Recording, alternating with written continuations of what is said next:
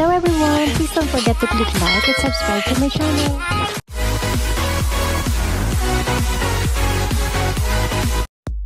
Election 2025 celebrities na nagwagi. Maraming artista ang sumabak na rin sa politika at ngayong election 2025, ilan sa kanila ang muling magsisilbi sa gobyerno. Angelou De Leon, mahigit 190,000 ang nakuwang boto ni Angelou na tumakbo muli bilang konsehal na ikalawang distrito ng Pasig City.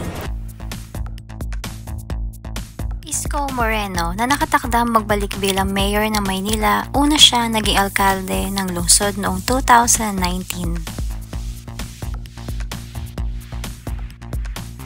Nagwagi rin ang anak niyang si Joaquin Dumagoso bilang konsehal ng unang distrito ng Maynila.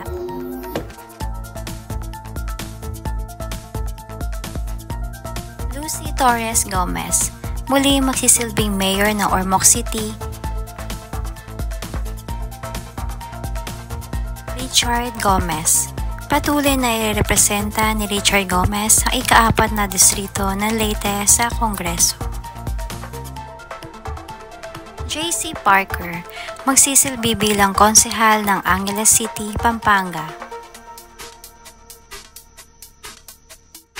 Sol Aragones, magsisilbing gobernador ng Laguna ang dating mamahayag na si Sol Aragones. Alfred Vargas, magsisilbi muling konsehal ng ika-5 distrito ng Quezon City. Aiko Melendez, muling nanalo si Aiko bilang konsehal ng ika-5 distrito ng Quezon City. Muli namang nagwagi si Arjo Atayde bilang representative ng unang distrito ng Quezon City.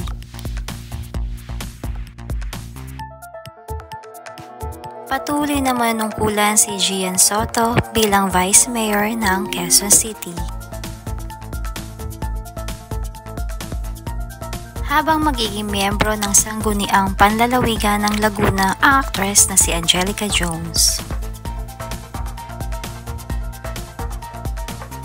Daniel Fernando, 3 taon pang magiging governor ng Bulacan. Wagi rin si Lani Mercado Revilla bilang representative ng ika-2 distrito ng Cavite. Jolo Revilla, 3 taon pang magiging representative ng 1st District ng Cavite. Dudut Jaworski, patuloy ang pagsisilbi bilang Vice Mayor ng Pasig City.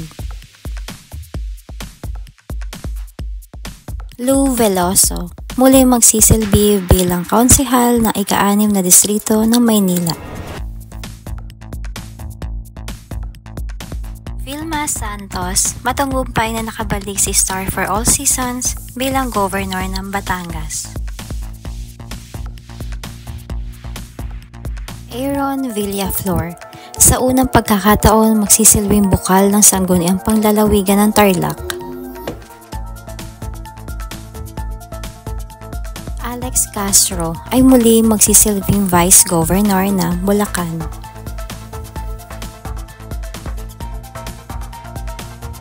Magsisilbi namang konsehal ng General Santos City si Michael Pacquiao, ang anak ni Manny Pacquiao. Matagumpay ang muling pagtakbo ni Lito Lapid bilang senador. Thanks for watching everyone. Hope you enjoyed.